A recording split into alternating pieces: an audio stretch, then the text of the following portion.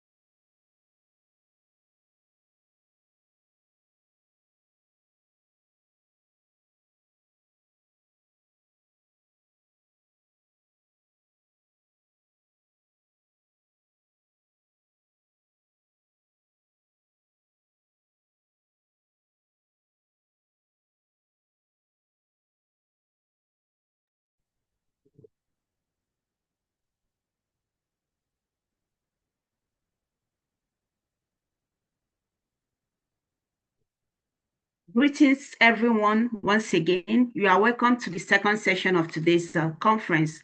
So, without taking much of our time, this session will also run like the previous one.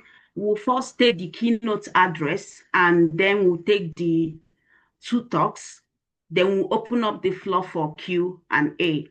So, our keynote address will be coming from Professor Abraham Olivier, who is the director of the Center for African Phenomenology at the University of Fort Hare. He'll be speaking to us today on the crisis of development, Mbembe's African Ecophenomenological view. Please, Professor Olivier, you can speak to us. Thank you. Thank you, Marith, once again for this invitation and great event. It's a privilege to be here. Much has been written about development. Sorry, I just have to get something has happened here. All right. Let me start again. Much has been written about developmental crisis in Africa, and they manifest in, for instance, a lack of progress in addressing problems of poverty, hunger, corruption, or deficient healthcare, education, and technology. But what if development is part of what causes the crisis it is supposed to prevent?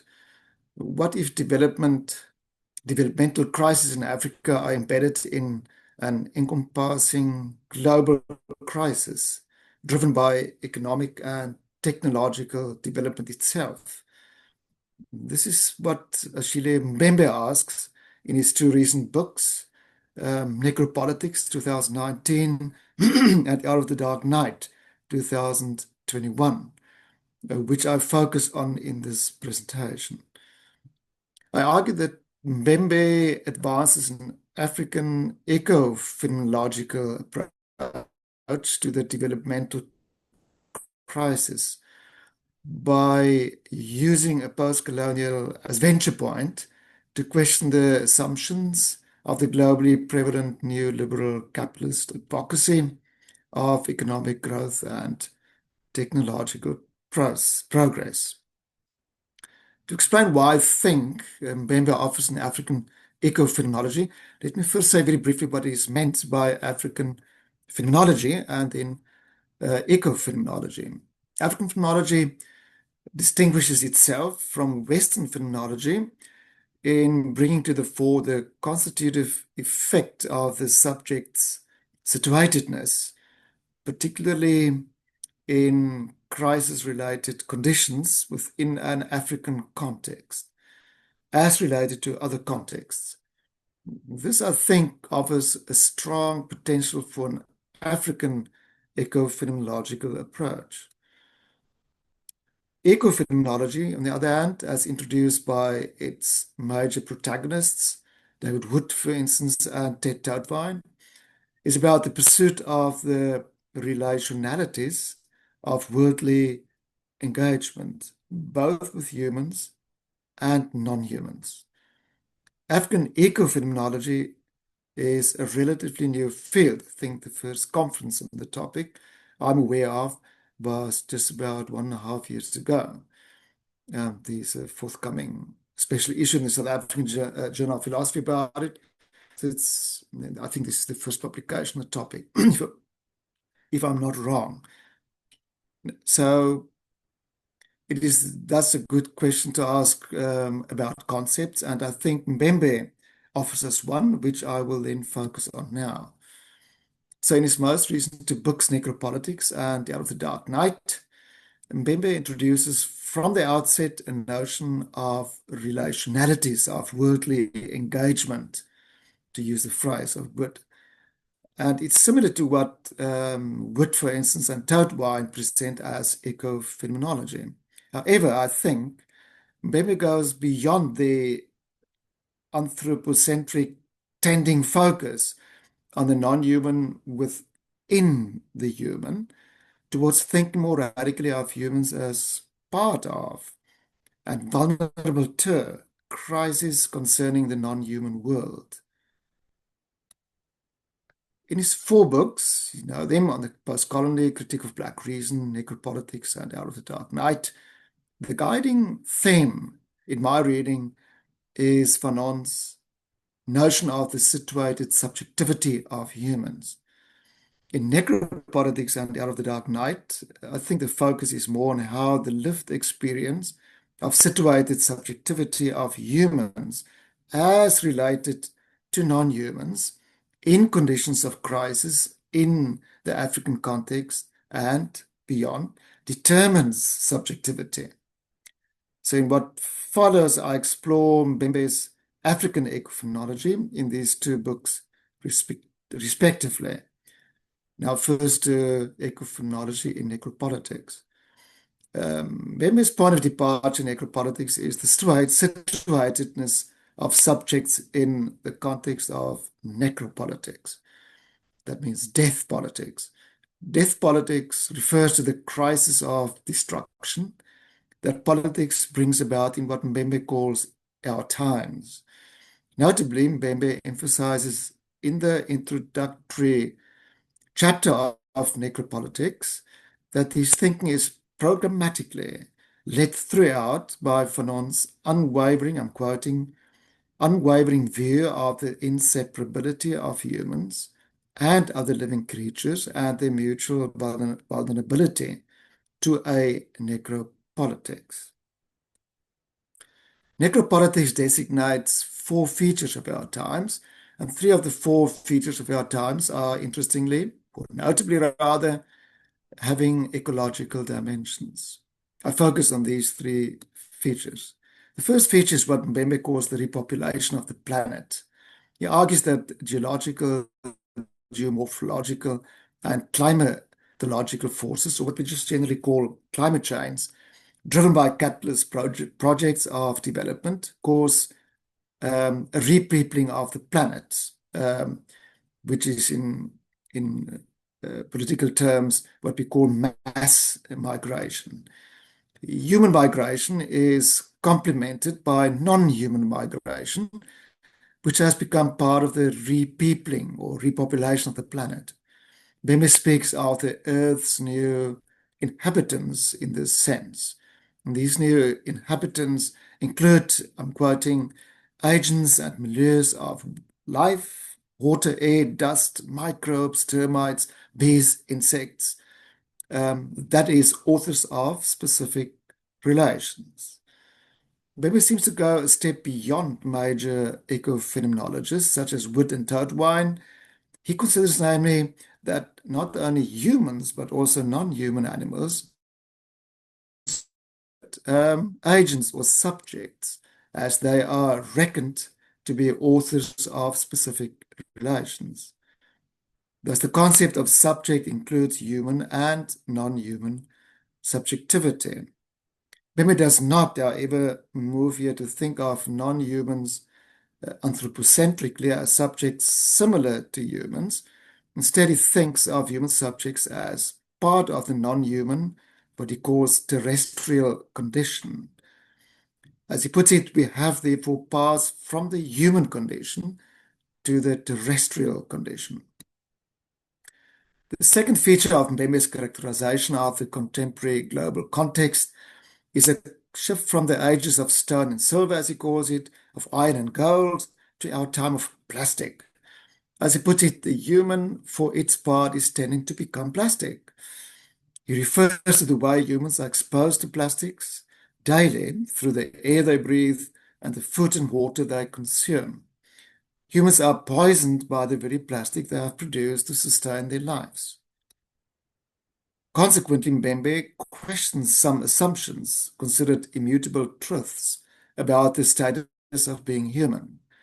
Contrary to the anthropocentric articles of faith, he argues, it is now admitted, I'm quoting him, that humankind is only part of a greater set of the universe's living subjects, which also include animals, vegetanimals, plants, and other species. The anthropocentrism of our time represents the contrary. Instead of giving recognition to the natural environment they are part of, humans increasingly attempt to control and exploit the natural environment through technological development and aligned to capital gains. This happens to the point of what looks like a war pitted against nature. The third feature of the world of our times, as he calls it, is, according to Mbembe, the power of capital through extending markets and accumulating profits. The dominating power of capital has resulted in the waste of countless human lives and the production in every corner of the globe of vast stretches of dead water and dead land. That was a quote. Neoliberal global capitalist exploitation, together with the workings of technology, has reached the power of, some Mbembe borrows from Heidegger, self-blowing up the earth. Mbembe counters the destructive features of our time with an innovative idea of democracy. His basic claim is that inhabitants of the globe have as in common their being part of the same body, the same demos, the planet they belong to. Mbembe borrows this term in common from Nancy, which finds expression in the idea of the all world belonging to each of its inhabitants, humans and non-humans included. He advocates the idea of an all world with from Edouard Glissant's expression tout monde, all world. Accordingly, democracy is, in its widest sense, about the planet as an all world that all races and species that inhabit it have as in common. Thus, the demos or democratic body of the world includes not only human actors, but also, as he says, a variety of non-human actors. Ultimately, Mbembe expands the typical notion of democracy to go beyond national states and include not only humans, but also non-humans we share the globe with. It means a recognition of humans and non-humans as, I'm quoting him, free and equal individuals and subjects capable of self-understanding, self-consciousness, and self-representation on their own terms. Ultimately, Mbembe suggests that we rethink democracy by advocating a democracy to come, as he calls it, planetary democracy or democracy of species. The inescapable demand is to do justice to all, to repair the right, the entitlement of all species. Like all creatures, we have the existence of the passerby, as he calls it, with no privilege beyond other creatures to stay and destroy. Necropolitics still keeps us largely in the dark regarding the details of the assumptions of a planetary consciousness, or planetary mindset, if you want to call it, to follow Mattolino. He moves more out of the dark in his most recent book, which offers a detailed account of what it means to have as in common the all world. So in Out of the Dark Night, Essays on Decolonization, the analysis of death politics is not in the foreground, but I think the politics of life. As the subtitle indicates, at the core of Out of the Dark Night is the theme of decolonization. Mbembe reads decolonization in terms of the disenclosure of life. Disenclosure is a concept that it draws from Nancy, meaning the opening of the closure. This is the closure that manifests as barriers raised by necropolitics. Decolonization means raising the barriers, both on the African continent and beyond. Notably, this is toward a world shared by all its human and non-human inhabitants. Disclosure is predicated on two particularly striking ecophenomenological assumptions. These assumptions are about citizenship of the world, firstly, and secondly, the difference between the species. The first ecophenomenological assumption is that we are citizens of the world. Drawing from Senghor and Nancy, Mbembe argues as follows: what belongs to us is what we have in common with all others, humans and non-humans alike. What we have in common is our inheritance of a universal métis community, a mixed community. This is our heritage. We belong to a mixed race. To see that we are a mixed community requires the creation of a new planetary consciousness that is putting in relation of the all worlds, the topic it takes over from necropolitics, as seeing that all creatures are made of the hybrid stuff we inherit from the planet. It's a kind of deep ecology he's speaking about here. This hybridity is what makes us principally share citizenship of the all world on a global scale. Now, the first ecophenomenological assumption was about world citizenship. The second consists in the suspension of the binary opposition between the species. Mbembe writes that the anthropocentric assumptions that dominate our time are firstly that, and I'm quoting, that humans have a separate existence from the world, and secondly, that they are the masters of the universe. Mbembe questions the assumption that humans and non-humans exist as ontologically binary oppositions and others of substantially different natures. Contrary to an ontology of binary oppositions, Mbembe opts for a relational ontology. Thus, he advocates an ontological turn, as he puts it, turning the focus from what may substantially separate humans and non-humans to developing a planetary consciousness. That is a consciousness of the inextricable, I'm quoting, inextricable web of affiliations that form our identities and the interlacing of networks as mixed or metis community of co-inhabitants of the planet. To understand this idea of a logical term requires, according to Mbembe, a critical theorem reframed and refocused on contemporary conditions and the long-term sustainability of life on Earth. The major challenge of critical theory is to conceptually inquire into and practically propose means to work out new ways to live with the Earth. For this to happen, an exploration of alternative modes of being and inhabiting the world are required. Mbembe strikes an optimistic turn. He points out that in the proliferation of fields and subfields of theoretical inquiry, there's a gradual recognition that we humans are not, as he puts it, as special as we once thought, and that we are not as disentangled from other species as we once thought.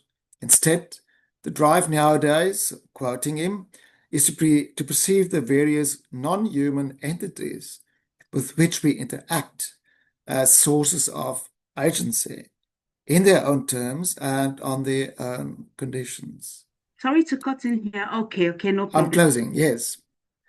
In short, it is high time to come out of the dark of necropolitics. I hope we have enough time. The ontological turn of a planetary consciousness seems to be our only real choice. Thank you. Thank you very much, Prof, for this thought-provoking lecture. We will not be taking the Q&A for this lecture now. Please jot down your question or your contribution or your comment somewhere.